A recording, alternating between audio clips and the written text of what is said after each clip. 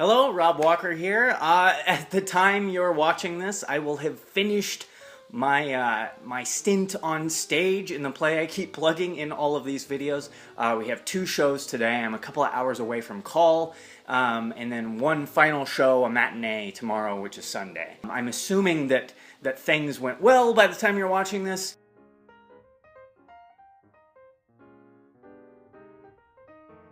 And had great success and that everyone loved it. But now that the show and the rehearsals are over, I can finally start to kind of piece my life together in a way that is conducive to a more steady schedule. This means that I can get back to doing Victorian cutout theater. I really apologize for the delay on this latest episode, but I have 3 episodes left and I'm going to finish those episodes before going on hiatus to plan future episodes of Victorian cutout theater as well as other special projects. The Facebook page where you'd be getting Victorian cutout theater updates is in the description. Please like the Facebook page and you'll continue to get Victorian cutout theater updates.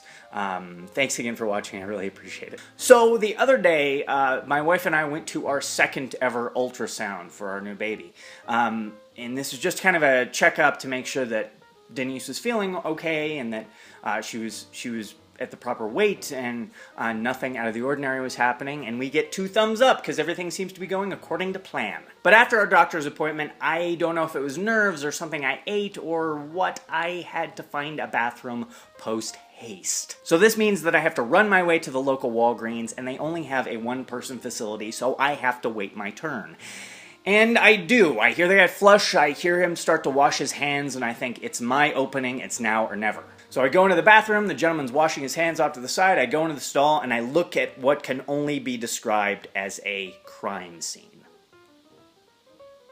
So shocked by what I'm seeing, I look at the guy who was washing his hands, and just like Kaiser Soze, he's gone. And I'm there left with a facility that I can't use. On the uncomfortable drive home, my wife and I hear the siren of an ambulance. So, like good motorists, we pull off to the side. The Jeep in front of us pulls off to the side, the person behind us pulls off to the side, and the ambulance zooms by. But we're looking ahead, and not everyone is pulled off to the side. There is a single, tiny red sports car that hasn't pulled off to the side, but has just slowed down to a crawl. And it's these 2 experiences in a single time period that got me thinking about social contracts. We live on this planet, but we also live in countries. We live in states or city-states or whatever. We also live in cities or towns. We live in communities. The Walgreens bathroom situation is just but one scenario that people encounter on a day-to-day basis. That gentleman didn't have to leave that bathroom like that. Seriously, sir, you are a horrible person.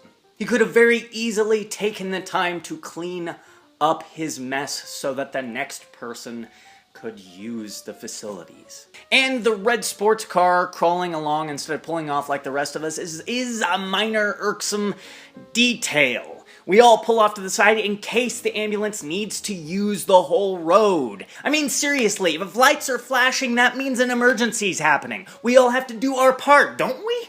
And I know everyone's saying, I would never do something like that. I drive properly. I'm an excellent driver. But in the words of Harlan Ellison, there are 3 things that everyone can do better than everyone else. Drive, and write. And it's that kind of attitude, the kind of attitude that doesn't pull off to the side of the road in an emergency vehicle situation, or the kind of attitude that leaves a bathroom filthy for the next person who really, really needs it. That makes this social contract scenario a more frustrating ordeal.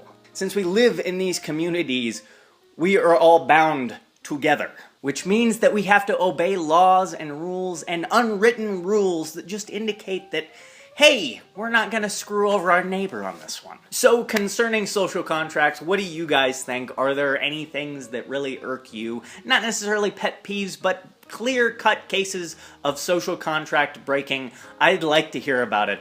Please leave comments. This is Rob Walker saying, thank you for watching.